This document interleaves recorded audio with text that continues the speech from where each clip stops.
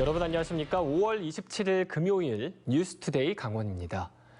지난주 국회 상임위를 통과한 강원특별자치도 설치 특별법안이 국회 법제사법위원회를 통과해 오늘 본회의에서 최종 입법을 앞두고 있습니다.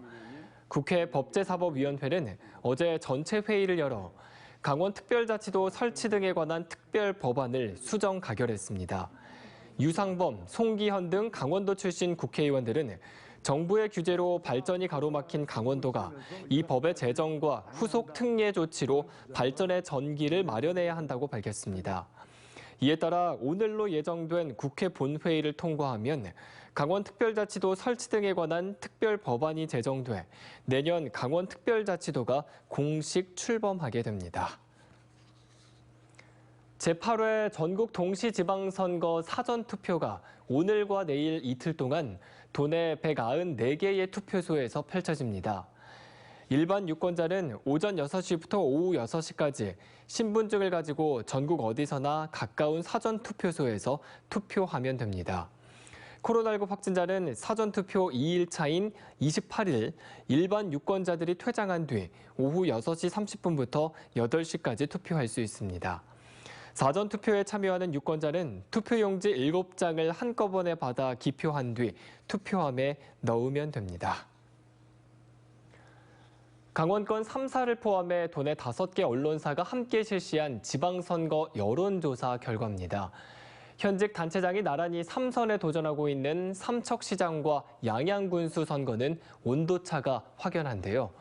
삼척시는 오차범위 내에서 치열한 양상인 반면 양양군에서는 현직 단체장이 여유 있게 앞서는 것으로 나타났습니다. 박은지 기자의 보도입니다.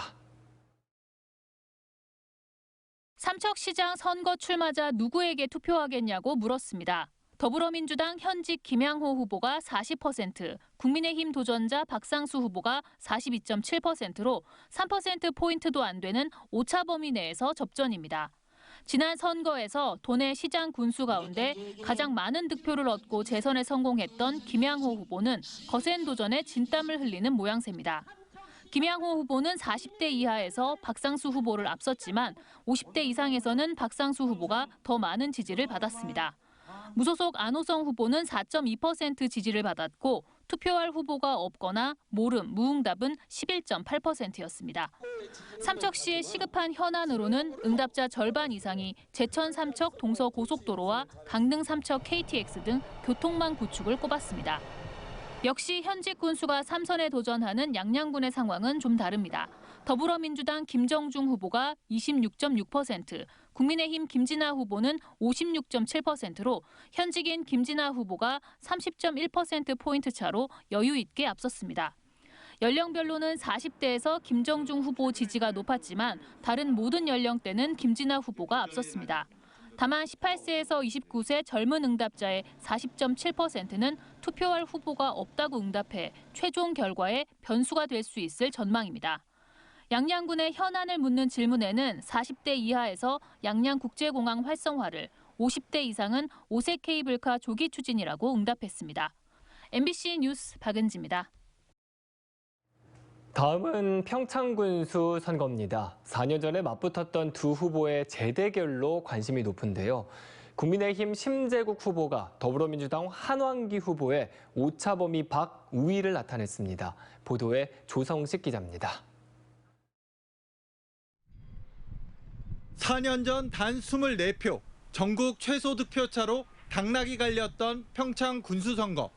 평창 국민 500명에게 이번 선거에서 누구에게 투표하겠냐고 물었습니다. 더불어민주당 한왕기 후보 31.5%, 국민의힘 심재국 후보가 56.2%를 기록했고 두 후보의 격차는 24.7%포인트로 오차 범위를 벗어났습니다.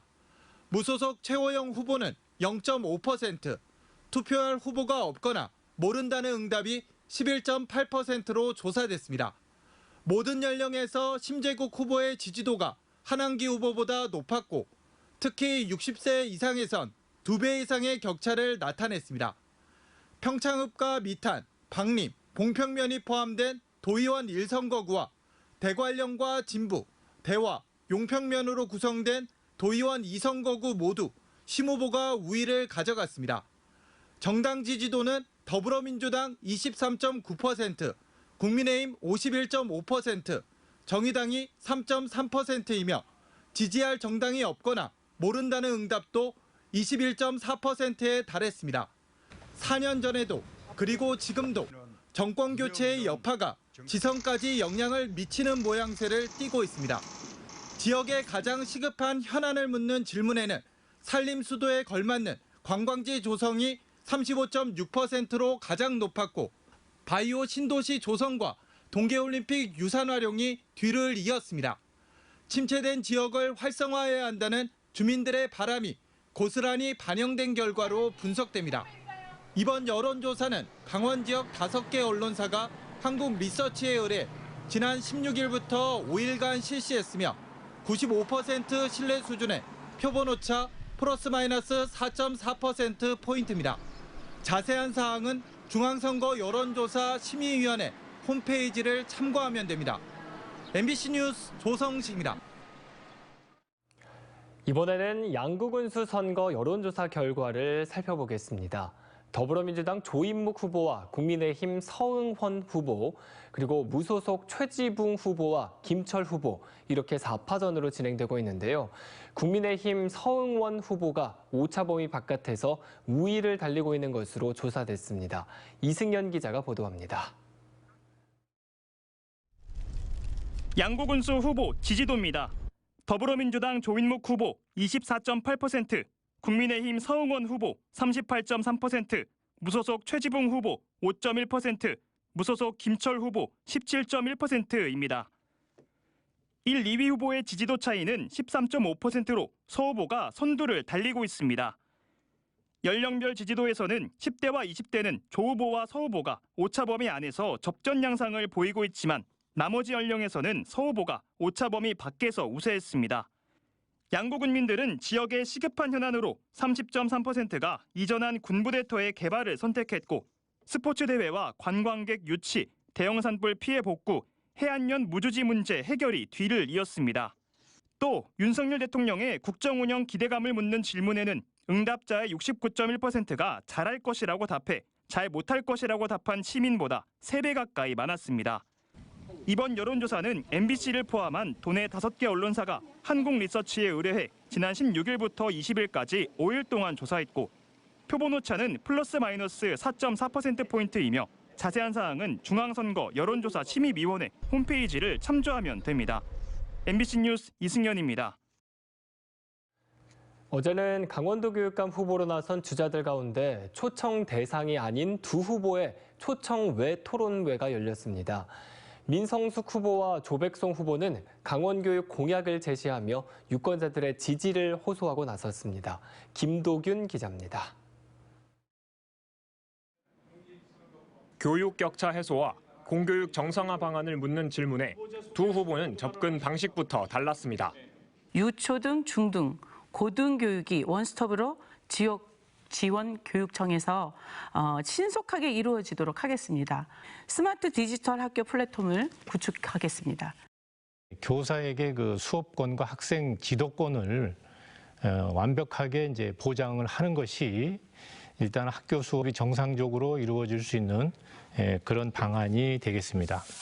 이어진 공약 검증 토론에서는 조백성 후보가 모든 학생이 희망하는 학교로 진학할 수 있도록 하겠다고 공약하자 민성숙 후보는 구체적 방법을 따져 물었습니다. 만약에 많은 학생이 어떤 A라는 학교에 집중이 되어 있어서 학생을 받을 수 있는 정원 이외에 그 넘쳐나는 그 학생들은 어떻게 하실 겁니까?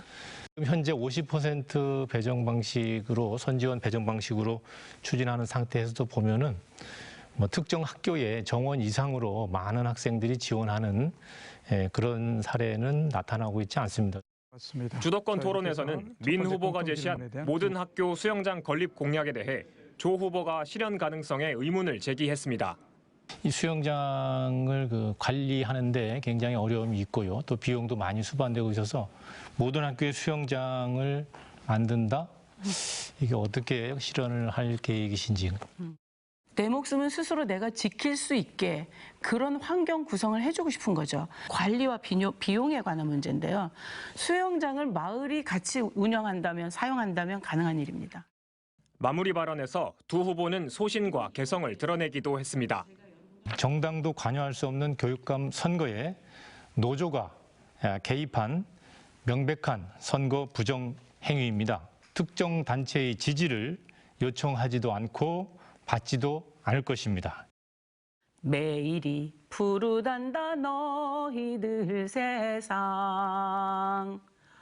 엄마 교육감이 돼서 여러분 모두 이렇게 푸르른 날이 될 수 있도록 여러분과 함께하고 싶습니다. 강원도 선거방송 토론위원회가 마련한 두 차례 토론회에 참석한 교육감 후보자만 모두 6명. 각종 여론조사에서 유권자 10명 가운데 6명 이상이 아직도 누굴 선택할지 결정하지 못한 상황이라 TV 토론회를 통한 차별화 전략이 그 어느 때보다 뜨거웠습니다. 이번 강원도 교육감 후보자 토론회는 춘천 MBC 뉴스 유튜브 채널을 통해 다시 시청할 수 있습니다. MBC 뉴스 김도균입니다.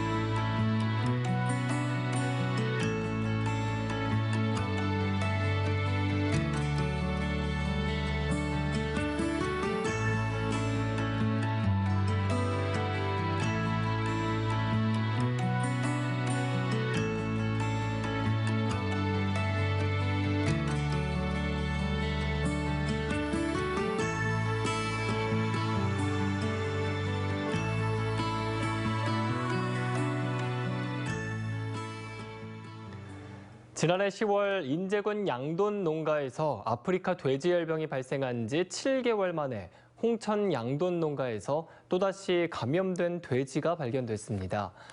강원도는 어제 홍천군 화촌면 모 양돈 농장에서 죽은 돼지를 진단한 결과 아프리카 돼지열병 양성으로 최종 확진됐다고 밝혔습니다. 이에 따라 강원도는 가축 방역 전문가 6명을 배치해 확진 판정을 받은 양돈 농가에서 사육하고 있는 돼지 1,500여 마리를 긴급 살처분하는 등 긴급 방역에 나섰습니다. 또 강원도 전체 양돈 농장과 작업장에 48시간 동안 출입과 이동을 금지하는 일시 이동 중지 명령을 내리고 홍천 지역 양돈 농가 15곳에 대해서는 정밀 검사를 실시하고 있습니다. 지방선거에 출마하지 않는 국민의힘 소속 원주시 의원 4명이 제주도로 외유성 연수를 떠났다는 원주 MBC의 보도와 관련해 비판의 목소리가 커지고 있습니다. 더불어민주당 강원도당은 성명을 내고 김진태 도지사 후보의 원주권 선대본부장 등이 세금으로 졸업여행을 떠나는 게 윤석열 정부의 공정과 상식에 맞는 일이라며 김 후보를 저격했습니다. 이와 관련해 국민의힘 강원도당과 김진태 강원도지사 후보는 일부의 일탈 행위로 본다면서도 공식 입장은 밝히지 않고 있습니다. 다만 국민의힘 박정하 원주시 갑 보궐선거 후보는 SNS를 통해 사과의 뜻을 밝혔습니다. 아동 청소년 대상 성착취물을 거래하는 이른바 박사방에 접속해 약 2,000개의 성착취물을 다운받은 20대에게 검찰이 징역 5년을 구형했습니다. 검찰은 2020년 박사방에 접속해 성착취 영상 1,950개와 신체 촬영물 86개를 다운받아 보관한 29살 이모 씨에게 징역 5년과 아동 청소년 기관 취업 제한 5년을 선고해달라고 재판부에 요청했습니다. 이 씨처럼 성착취물 소지 혐의로 지금까지 전국에서 1심 판결이 선고된 277명 가운데 98%는 집행유예나 벌금형 이하의 처벌을 받았습니다. 한편 춘천지법 원주지원은 아동 청소년 성착취물 66개를 소지해 기소된 고교생에게는 개선의 기회를 주겠다며 소년부 송치 결정을 내렸습니다. 횡성군 회계 담당 공무원으로 재직하면서 예산 4억 원을 횡령해 주식과 가상화폐 투자로 탕진한 40살 손모 씨에게 법원이 징역 5년에 추징금 3억 6,900만 원을 선고했습니다. 춘천지법 원주지원은 2020년부터 1년 동안 둔내 면사무소 회계 담당으로 근무하면서 복지회관 수익금과 코로나 방역 인건비, 공사비 등 3억 9,900만 원을 횡령한 손 씨에게 검찰의 구형을 그대로 받아들여 이같이 선고했습니다. 손 씨는 이에 앞서 국민참여재판을 신청했지만 재판부가 이를 받아들이지 않았습니다. 한편 감사원은 회계 담당자 손 씨를 제대로 감독하지 않은 책임을 물어 범행 당시 직속 상관과 둔내 면장도 징계하라고 횡성군에 요구하고 나섰습니다. 춘천 상중도가 관광지에서 해제되면서 4층 이하의 공동주택 등 다양한 시설들을 지을 수 있게 됐습니다. 춘천시에 따르면 강원도가 상중도를 호반 관광지에서 제외하기로 고시하면서 상중도 128만 제곱미터 부지가 관광지에서 배제됐고 상중도에 대한 관광지 조성 계획도 폐지됐습니다. 이에 따라 자연 녹지 지역인 상중도에서 4층 이하 공동주택을 포함해 근린생활시설과 야영장시설, 운동시설 등의 건설이 가능해졌습니다. 춘천시는 상중도가 개발되면 지역의 상경기 활성화에도 도움이 될 것으로 기대하고 있습니다. 춘천 지역의 먹거리 직매장이 시험 운영을 거쳐 6월 하순에 개장합니다. 춘천 삼천동 시립청소년도서관 공영주차장에 마련된 직매장은 지역 농산물과 가공품 판매 시설 등이 마련됐고 베이커리와 즉석 음료 코너를 갖춘 복합시설물로 조성됐습니다. 현재 150개 지역 농가에서 300여 품목을 확보했고 6월 하순 개장 전까지 시험 운영됩니다. 춘천시는 지역에서 생산된 농산물이 지역에서 소비되는 안전 먹거리 지역 순환 체계를 완성할 계획입니다. 동해 연안에 올해 첫 냉수대가 발생했습니다. 해양수산부 국립수산과학원은 강릉에서 구룡포 하정까지 올해 첫 냉수대가 발생했고 어제 오전 9시 기준 수온은 강릉 15.7도, 삼척 10.8도로 관측됐다고 밝혔습니다. 이번 냉수대는 29일쯤 고성군 봉포까지 확대될 수 있을 것으로 예측됐으며 연안 양식 어업인들은 사육수 유입 수량을 줄이고 사료 공급을 중단하는 등 양식 생물 관리에 각별한 주의가 요구되고 있습니다. 도내 최초로 원주에서 노인 맞춤 돌봄을 위한 AI 돌봄 케어콜이 다음 달부터 시범적으로 운영됩니다. 원주시는 원주 지역 사회복지관, SK텔레콤, 재단법인 행복커넥트 등과 협약을 체결하고 AI 상담사가 원주의 노인 맞춤 돌봄 대상자 2,500여 명에게 주 2회 돌봄 서비스를 제공한다고 밝혔습니다. 기존 생활지원사와 사회복지사의 가정방문이 주 1회, 전화상담이 주 2회로 AI 상담이 더해지면 주 5회 노인 돌봄 서비스가 가능해집니다. 현재 원주시의 노인 인구 비율은 16%로 고령 사회에 진입한 것으로 나타났습니다. 이상으로 뉴스투데이 강원을 마칩니다. 시청해주신 여러분 고맙습니다.